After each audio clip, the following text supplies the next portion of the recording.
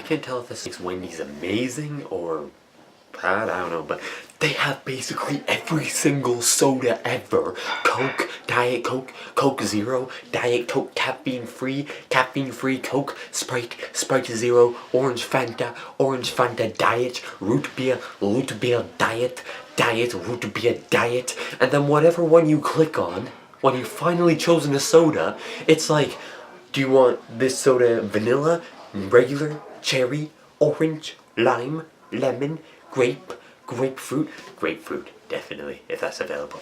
This, my friends, is apparently, it just looks like regular soda, but it's a cherry vanilla Diet Coke. That's so many cold drinks. Who could live in there? Like an ice warrior? Hey, what's up guys? It's probably my favorite YouTuber here. I'm wearing the same shirt that I wore in the intro. That's odd. And then also, I'm actually filming this on the same weekend that I filmed my Abominable Snowman review. This is 2 days afterwards. It's because it's a long weekend and I want to try and get videos filmed, but I don't want to like upload them right after I film them, otherwise, you know, let's say I upload like 6 videos and then go like a week or 2 without filming anything, and people are going to be like, wow, is he dead, da, da, da, da. I want to try and upload them at a good pace. But it's a long weekend, which is the main reason I can film 2 reviews. But anyway, it's time for my review of the Ice Warriors.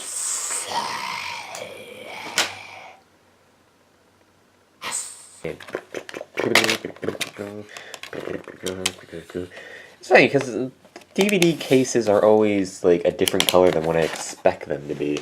Like the DVD cases, they're all a specific color, you know. The Enemy of the World is orange, the 10th Planet is blue, this one's kind of gray or light blue, whatever. That looks kind of weird. I think even on the camera you can kind of see. It kind of looks like scratches to me. Did I just double click it really rapidly? And close. Series 7 Part 2, Jesus, kind of the.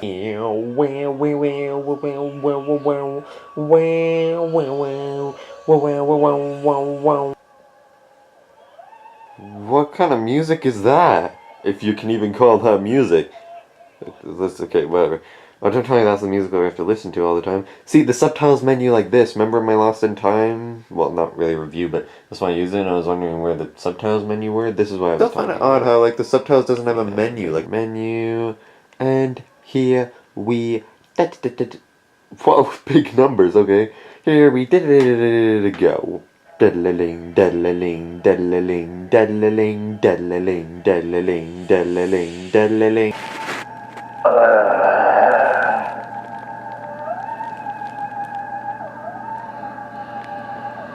Okay, I'm glad that at least they're playing this disturbing music when it's cold, because, you know, I'm okay with the cold. I mean, obviously not too much cold, but I'd rather be cold than hot. If this music was playing, geez, I don't really... Why is it such big letters? They don't normally change the font like this, do they? Is it supposed to represent, like, ice blocks or icicles or something? What? The TARDIS decides to land like this for some reason. Yeah, those guys are screaming because they already can't take the music. Okay, I'm sorry, when did the doors open like this? I thought they only open into the TARDIS, not out. Are most doors designed like that, to like open like into the room? So that they don't, in case of a fire emergency, then they don't push other people further down the hall when they're trying to get out? See? Into the room. I like references like that. Yeah, and there's weird music too, so beware of that. Doctor's still wearing his fur coat. He doesn't want to be mistaken for a Yeti again. And also, it does kind of look like further up the mountain, except for that thing, but, like, what? That wasn't really comedic. Anyway, like, why do they always have to get out of the TARDIS and look around? Like, what if they did really just land further up the mountain? Is just the TARDIS saying, like, you need to stay because something bad's gonna happen again, like in the Ark? Good reflexes here, though. When this door starts to open, they immediately duck for cover. And then these cavemen come out, or something. Oh, I don't like using the word sassy, because, like, okay, probably not if there's one thing I hate is that, but, like, probably, like, the 7th thing I I hate the most is being called sassy when it wasn't my intention, but now I'm still not going to use it. So the doctor just busts in and tries to warn them that... However, surprisingly, unlike many other times, they're actually quick to listen to the doctor once they realize that he's right.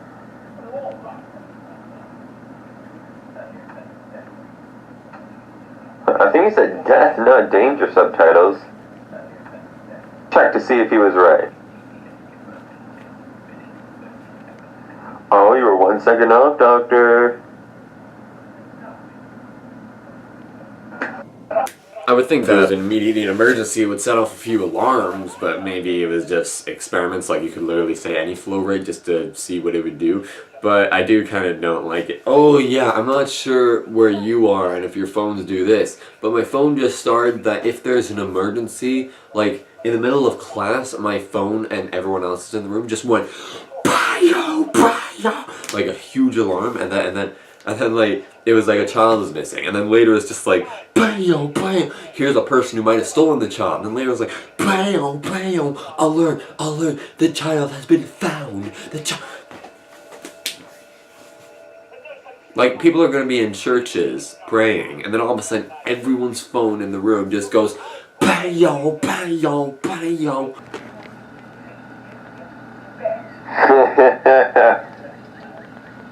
Sacrifice, what? He's not buying it. If I set apart or as declare holy or consecrate, make legitimate or blind name, okay, I don't really get how that goes into the sentence, but whatever. It's funny though, because Victoria are both from the past, so they don't really know about modern day stuff. Well, Victoria kind of does by her times with the Daleks, and both of them by their adventures that they took so far, but from their own time, they're not familiar with all this futuristic stuff, because I believe that this story takes place even in our future, never mind their future. But, like, the doctor has to explain to them what's going on and stuff like that. So the guy doesn't really buy it and decides to test the doctor by being like, he asks him a question saying like, a second ice age has occurred, how do you stop and reverse it? And the doctor's like going through, and he has 45 seconds to answer it, and it is a pretty intense 45 seconds, like not like the most intense 45 seconds, but it's intense while you're watching it. There's no music playing or anything because it's the 60s, and I'm kind of glad they did, because I think the only music at the time was that opera thing. Ugh. I can't say that word without going, jeez. So the doctor narrowed down all the possible causes and then came that all the carbon dioxide was lost in the atmosphere. I didn't know that was essential for heat. He says he used ionization, which is a process by which an atom or molecule acquires a negative or positive charge by gaining or losing electrons to form ions. Right, I remember learning this in science class. So he's essentially taking other elements and making carbon dioxide out of them, I think. I'm a nerd. I am a nerd. I remember once, like, there's this kid at my school who basically none of the nerds like. Really, not that many people like that guy, but anyway, and we were just sitting around the table talking about Infinity War and who might die and who might survive, and then all of a sudden he comes in busting his music out so loud. He has his earphones in, and yet we can still hear it like it's being played on the radio or something. How is he not deaf? And he's like, yo, what's Infinity War? And I was like, you have failed as a nerd. I just slapped my knee and it like went up like that.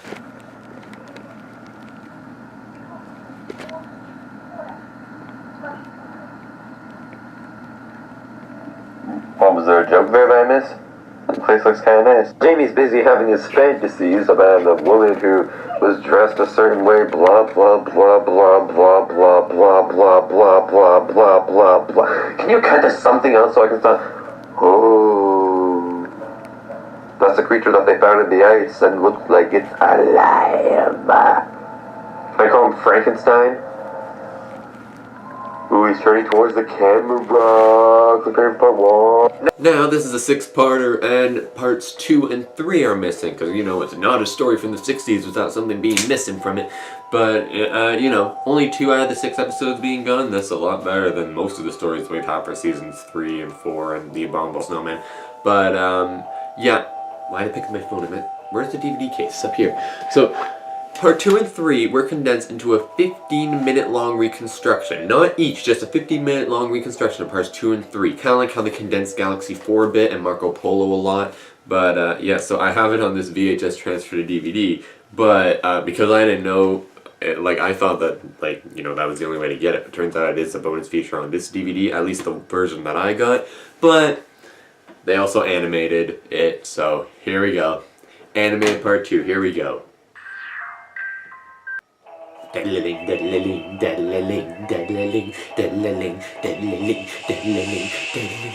Something that is worth noting though is that the Reign of Terror was made by 2 different companies. One to do the regular moving animation and one to do the head moving, so it looks kind of smoothly. And, oh no, do I have to listen to this music every single time? Oh no, okay, that's bad.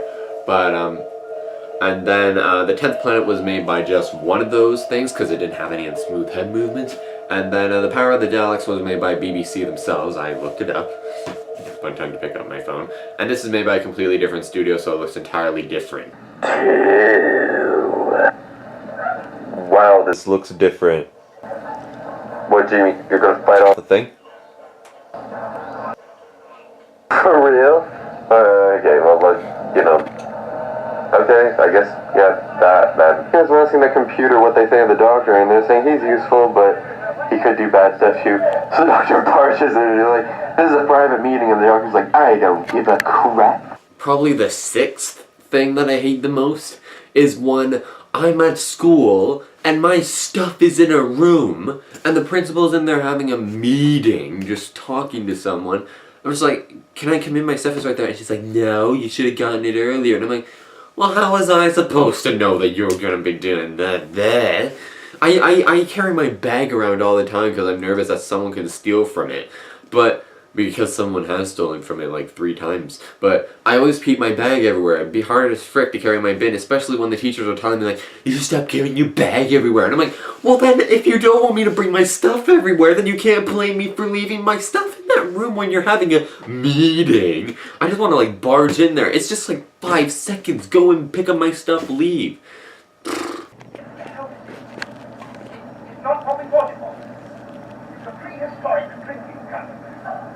Excuse me, mister, this is not a laughing matter earlier.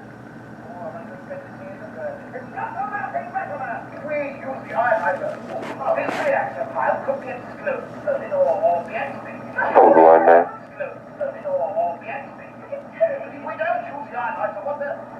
This must have been written by the same guy who wrote the Moon Base, talking about science and all that. Pedler and Brian Hales. Okay. Never mind. Oh, and by the way, this book is this book, Doctor Who 50, The Essential Guide. Oh, it was released before the 50th anniversary special, so there's no mention of the War Doctor in here or anything like that. I like it though when Jamie comes in, he's like, the thing's alive! And then everyone's like, oh my god, blah, blah, blah. It's a good thing that Jamie told the truth, otherwise he'd be under the boy who cried wolf concept. But I like it where you just trust people. Just trust people. When something that I once watched that movie, It Follows. It's a restricted movie, so if you're a kid, don't watch it. But basically, if you have this curse, then this being will just walk after you. It's basically Doctor Who Heaven Sent. You will run, it will walk, you will rest, it will not. Fumble my own line right there. But like, so. And then there was this scene where she started to freak out, and then a guy like tried to toss a chair at it, but no one else can see it except for the person who's cursed. And I saw someone leave a comment saying like, oh, well, what if she was fibbing or playing a joke on them, and then he would have hit her instead? To which my response is, if something this serious is going on, you don't joke about it. Oh, and also Victoria is like asking the ICE Warrior question. He's like, I am from the Red Planet, and it was like Mars. But is Victoria in a time where they knew about Mars? Why does Jamie have bags under his eyes? Oh, I guess he just fought or tried to fight up the Ice Warrior. Oh wait, everyone has bags under their eyes. Or they just use the same shot twice. What did Jamie just say? It sounded like he just gibbered. He sounds like... Apparently the subtitles got it. Within a perimeter, there's supposed to be a way out of it.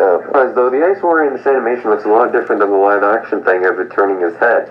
And then I realized, oh wait, their eyes are black when the one from part 1 was white. But then I realized, oh wait, it's black from here on out. So that's an odd change.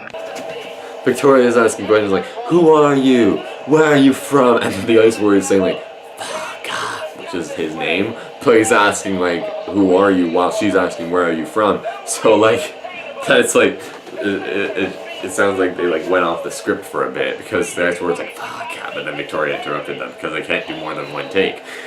What they got is what they got. And then Victoria just asks like one more question and the next word's like, too many questions. So maybe they didn't go off script or maybe that was an ad lib. But like, you've already answered the first 2 questions. Victoria just asked one more. And she's like, too many questions. I can't answer more than 0 questions at one time. Only half questions allowed. More than 0. I don't know. Let me cut to the caveman, whatever. And they're just insulting each other. They're just like, you're just stupid. And he's like, oh, yes, yes. Anyway, and the music has gone more da, da, da, da, da, without the probably because they realized that was annoying as frick. So Victoria sees this guy and gives him a little, like, warning to go away. But here, it's like, look, when the S word pushes her here, she just looks like she's getting ticked off more than scared. But maybe she's trying to think of how to defend the guy so that the Ice Warrior doesn't find him. He's like, you do need pen. No, I do not need pen. That is kind of true. You can't really trust anyone. Oh, is this guy a Superman now? Probably the 5th thing I hate the most is when people roll their eyes because they could be having something to say. This guy comes in and then... Whoa, what? Wait, what? But he looked like he was about to have a good story here. What, does the S Warrior either have an insane cold or is that supposed to be like an alarm? And one of the cavemen come by and he just seems to walk over. I think that in the real shot it was more like... The Ice Warrior finds his fellow friends, 3 of which have white eyes. But then he's like, trying to bring them back to life. This is actually a pretty good villain. He just wants to free his friends and he doesn't want the humans to put him in a museum or kill them. This is this cliffhanger for part 2. Let's not, the music faded, but they're gonna play, oh yeah, good credits for the animators.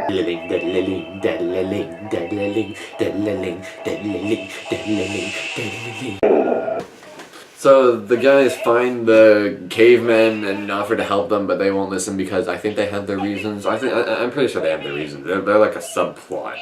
And then Victoria manages to contact the doctor and stuff. And there's a scene where the doctor's like trying to figure stuff out and he's like looking through all of his papers and they're like, are you sure you don't want to use a computer? And the doctor's like, I never use computers except for when I have to. Yeah, but doctor, when you're kind of like going like, what is this? Oh no, that's all wrong. I think you kind of need a computer at that point. Oh my goodness.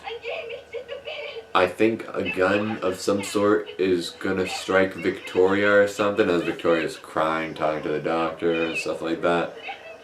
Oh boy, I think I know what this is. Ready to fire, huh? Yep, I was right. Cliffhanger for part 3. Where are the credits? There they are. I like this. They're going like Arden, Store, and then just Ice Warriors, Yaga, Sundar, Turok, Ringan, Isser. Title. Yeah, I like that song, Ice Warriors. Gonna have the credits bar of the animators now. Oh no, we don't need the music.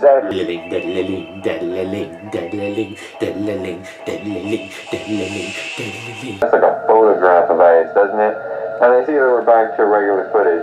And I guess we are just stopping with that. We're just going ding, ding, that the eyes were black now. It's a pretty decent scene between Victoria and an Ice Warrior. Well, a chase scene for the 60s anyway. It sounds like tropical music of coconuts being slammed together.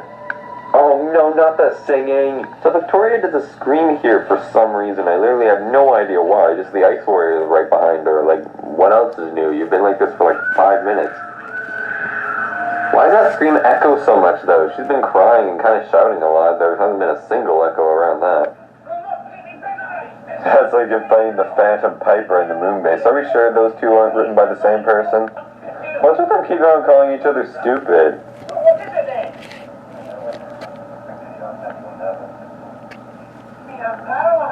Oh, Jimmy, I thought you were a character who didn't get that kind of stuff. Unless he's heard that before in an earlier story and he's like, ooh, I know what that means. It means I'm paralyzed. Yay! So this guy is talking. Look at him.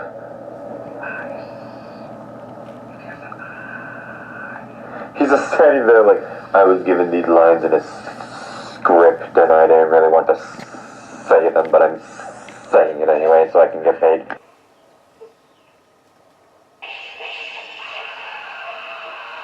That was a pretty good scream, but okay, so one of the cavemen went up to the Ice Warriors and it's like, I want to help you destroy the scientist, and I was like, but you are just a local native. Everyone knows in this world, people who are not superheroes are disposable. Oh, it's hard to say that in one breath. And they just straight up murder the cavemen. Well then.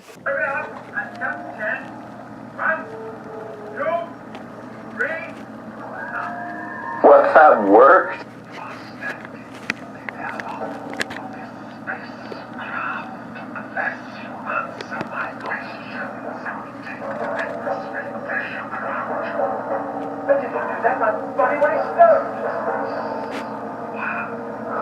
Whoa. That's an amazing comeback. And good cliffhanger for part 4. Now 6, 7, 8, another 10 seconds.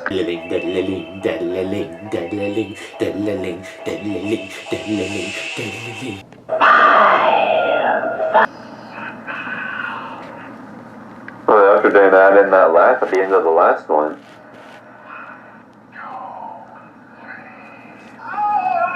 Oh, why? He waited for 8 seconds last time, and we heard the Ice Warrior count to 4 at least. Hey, looks like everything, Doctor. I forgot in the full 4 episodes, not that many people have actually seen an Ice Warrior. Alright, we are not being yet. Shut up, Doctor! Shut up, the Ice Warriors! To hear you. Wait, I guess sh isn't really a sound. Well, it does have the letter S in it. S has S. Hey, I wonder how many letters actually have the sound that they make in their name. What the? They decided to throw in a bear of all things into the mix? I say though, this gun looks more like a needle to me. You forgot 4, but does it just go up a lot? Oh wait, frequency 3-5. You mean 35? Doctor has some sort of sciencey thing in his hand. What? Oh. Oh, cry, distraction. No. So the Doctor asked Victoria to cry so that they could talk and whisper, but when Victoria whispers, she can't exactly cry. Unless if the Doctor just goes, ugh. But anyway, he has ammonium sulfide, which is apparently just a stink bomb, which is deadly to aliens. Specifically Ice Warriors, I think, somehow. They haven't really tested that yet. So they try to stop the Ice Warrior from firing something, so the Doctor knocks him over onto his feet because his feet are basically just one-toed flippers and then he can't stand up. And the Doctor and the Ice Warrior are just in an arm wrestling test of trying to pull the lever or not pull the lever or whatever. And, yeah. And cliffhanger for part 5.